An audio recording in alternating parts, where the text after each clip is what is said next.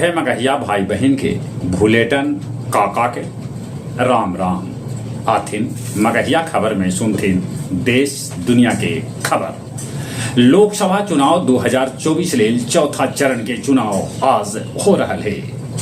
देश के कुल 96 सीट पर 1717 उम्मीदवार के होए भाग के फैसला।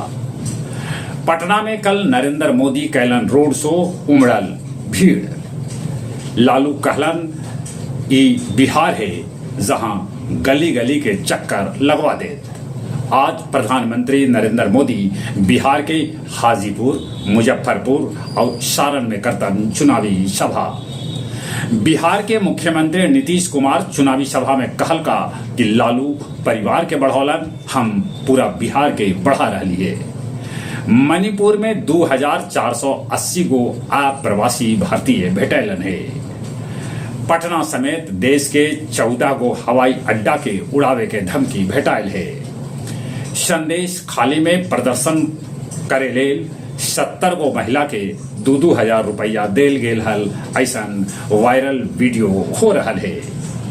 झारखंड के मंत्री आलमगीर के ईडी के समन जारी कल गेल।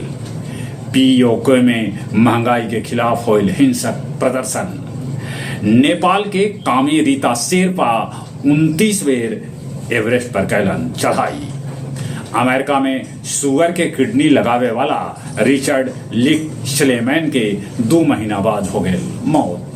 जॉर्जिया में रूस नियन कानून बनावे के खिलाफ लोग कैलन प्रदर्शन। चीन रहल भारत के सबला बड़गर व्यापारिक भागीदार, दूसर का नंबर पर रहल अमेरिका।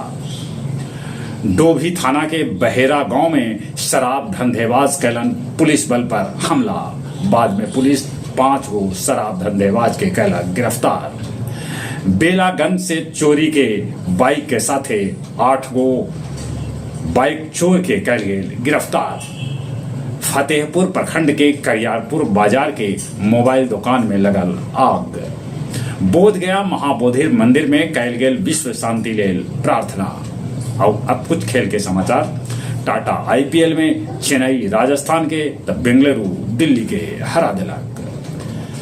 प्रज्ञानंदा दुनिया के नंबर 1 कौरसन के शतरंज में दिलन मात। दीक्षा 1500 मीटर दौड़ में तोड़लन राष्ट्रीय रिकॉर्ड। कुश्ती में अमन के भेटाइल पेरिस रेल टिकट। चलिए एक बार फिर से अपने सभी के बुलेटिन काका के राम राम।